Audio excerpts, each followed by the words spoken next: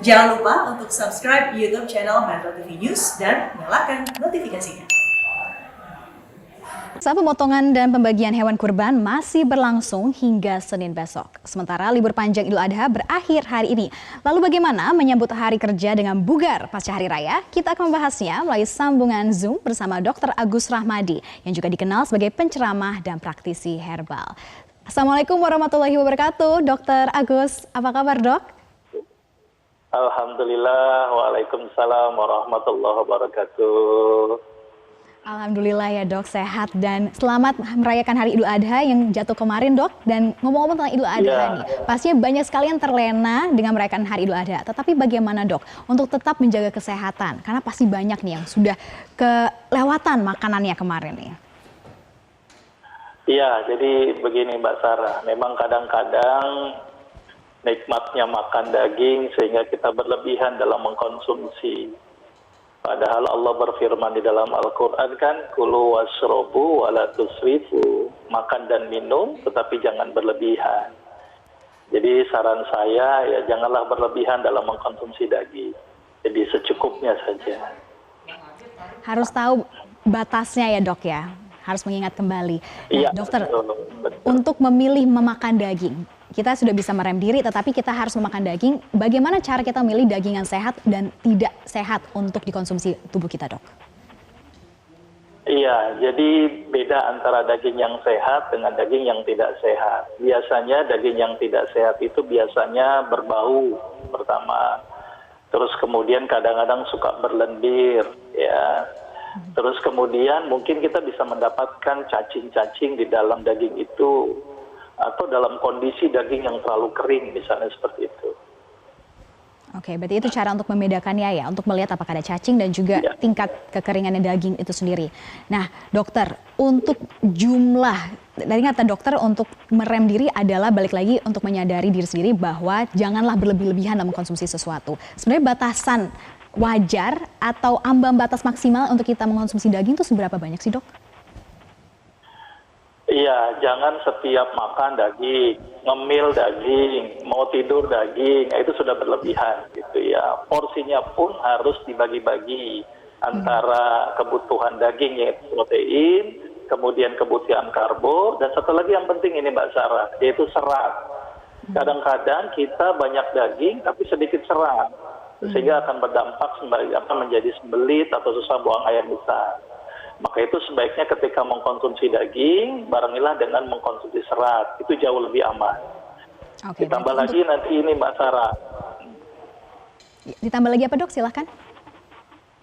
Iya, yang dikhawatirkan dari daging ini adalah konsumsi daging yang kadang-kadang tidak terlepas dari proses pembuatannya. Nah, sering tuh direndang atau mungkin digoreng dengan minyak berlebih.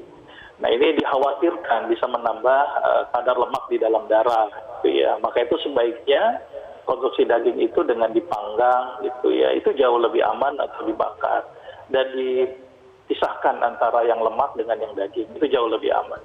Karena dikhawatirkan ini kadar lemak mungkin bisa meningkat, dikhawatirkan. Dan untuk jenis daging sendiri dok, karena kan untuk hewan kurban yang banyak dikonsumsi saat hari raya Idul Adha adalah kalau tidak sapi ya kambing, dan mungkin banyak juga yang meningkat nih konsumsi daging kambingnya sendiri.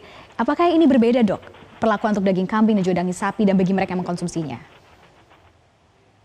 Iya, jelas ya, dari sumbernya berbeda, satu kambing, satu sapi gitu ya. Kedua-duanya memiliki manfaat karena kandungan proteinnya. Pada dasarnya kambing dan sapi itu relatif aman. Cuman yang tidak aman ketika konsumsinya berlebihan atau prosesnya yang tidak tepat. Jadi tadi yang saran saya di awal, jadi sebaiknya daging itu dibakar atau dipanggang ketimbang dengan direndang atau menggunakan minyak yang berlebihan. Dan biasanya ada sebagian orang yang tidak nyaman dengan daging kambing karena mungkin baunya ya. Ada sebagian orang yang nyaman dengan daging sapi. Oke, dok, untuk makanan pendam itu sendiri, tadi kata dokter lebih banyak konsumsi serat, terutama jika kita makan jumlah daging yang dalam jumlah yang banyak. Sebenarnya serat seperti apa sih dok? Karena banyak juga mungkin yang makan daging ini makan pendampingnya mereka makan acar, mereka rasa sudah cukup. Sebenarnya serat seperti apa yang pas untuk kita konsumsi, terutama di Hari Raya Idul Adha dan Idul Fitri?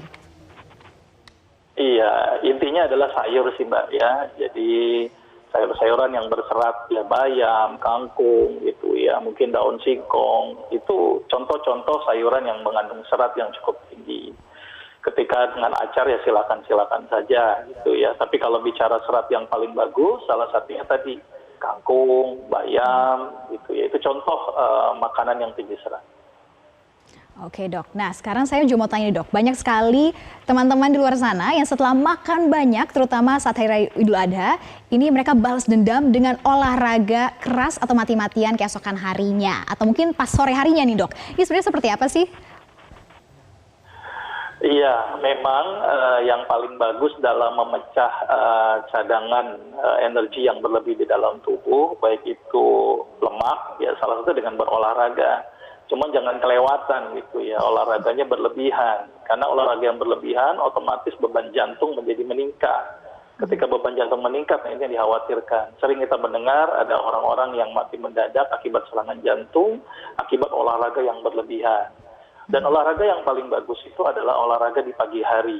Itu yang paling baik. Jadi saran saya jangan berlebihan dalam berolahraga. Berarti kalau misalkan ada yang sudah langsung revenge olahraga sore hari, ini sebaiknya ditahan dok untuk keesokan harinya? Atau seperti apa? Iya, sebaiknya olahraga yang terbaik itu di pagi hari, ketimbang di sore hari. Untuk jangka waktu panjang olahraganya, durasinya sendiri, berapa batasnya? Mungkin ada jenis olahraga yang lebih tepat, mungkin kardio kah atau HIIT kah? Iya, jadi begini, inti yang paling sederhana untuk melakukan olahraga, terjadi peningkatan metabolisme tubuh. Itu ditandai dengan misalnya keluar keringat atau nadi meningkat, gitu ya. Itu salah satu indikatornya bahwa olahraga ini cukup buat kita, gitu ya. Kalau pilih olahraganya mungkin tergantung dari individu masing-masing. Ada sebagian orang yang tidak boleh olahraga ini, tapi boleh olahraga ini. Tapi yang paling sederhana adalah jalan kaki atau lari-lari kecil, itu yang paling sederhana. Kalau kita bicara dari sisi pilihan olahraga apa yang paling bagus, saya menyarankan dengan berenang ya. Berenang ini salah satu olahraga yang disunahkan oleh Rasulullah, dan ini cukup luar biasa. Jadi hampir semua aktivitas gerak di bagian tubuh kita bergerak semuanya. Itu ya dok ya, kalau bisa renang sesuai dengan sunnah Rasulullah juga. Nah dok, untuk terakhir, mungkin banyak masyarakat di luar sana yang sudah pagi hari ini udah terlanjur makan juga yang banyak dok, karena masih ada sisaan makanan yang kemarin, tetapi mereka harus bersiap juga karena besok sudah kembali mulai beraktivitas. Bagaimana nih dok untuk mempersiapkan diri agar tetap bugar dalam waktu yang sempit dalam satu hari ini untuk hari esok? Yang pertama pikiran yang positif dulu, ya, karena pikiran positif akan mempengaruhi kebugaran juga. Yang kedua olahraga, ini kan masih pagi nih, kesempatan untuk olahraga. Ketika sudah berlebihan ya sudah bakar dengan bergerak. Ya, jangan tidur, apalagi habis makan tidur. Wah itu sangat dilarang dalam Islam. Kita Islam melarang habis makan kemudian tidur. Jadi langkah konkretnya tadi, terus kemudian perbanyak sayur, buah dan sayur. Ya, karena intinya adalah bagaimana menambah jumlah serat di dalam tubuh, menambah jumlah buah di dalam tubuh supaya vitamin dan mineralnya menjadi bagus, khususnya buah-buah yang tinggi vitamin C. Karena vitamin C ini kan meningkatkan imunitas tubuh. Baik dok, berarti bisa mulai langsung dari sekarang ya, tidak ada kata terlambat ya, masih ada satu hari ini. Baik, terima kasih Dr. Agus sudah bergabung bersama kami di Selamat Pagi Indonesia Akhir Pekan. Wassalamualaikum warahmatullahi wabarakatuh. Saat pemotongan dan pembagian hewan kurban masih berlangsung hingga Senin besok. Sementara libur panjang Idul Adha berakhir hari ini. Lalu bagaimana menyambut hari kerja dengan bugar pasca hari raya? Kita akan membahasnya melalui sambungan Zoom bersama Dr. Agus Rahmadi yang juga dikenal sebagai penceramah dan praktisi herbal. Assalamualaikum warahmatullahi wabarakatuh. Dr. Agus, apa kabar dok? Alhamdulillah, waalaikumsalam warahmatullahi wabarakatuh. Alhamdulillah ya dok, sehat dan selamat merayakan hari Idul Adha yang jatuh kemarin dok. Dan ngomong-ngomong tentang Idul Adha nih, pastinya banyak sekali yang terlena dengan merayakan hari Idul Adha. Tetapi bagaimana dok untuk tetap menjaga kesehatan? Karena pasti banyak nih yang sudah kelewatan makanannya kemarin nih. Iya, jadi begini Mbak Sarah, memang kadang-kadang nikmatnya makan daging sehingga kita berlebihan dalam mengkonsumsi. Padahal Allah berfirman di dalam Al-Quran kan, kulu washrobu wa la tusrifu, makan dan minum tetapi jangan berlebihan. Jadi saran saya ya janganlah berlebihan dalam mengkonsumsi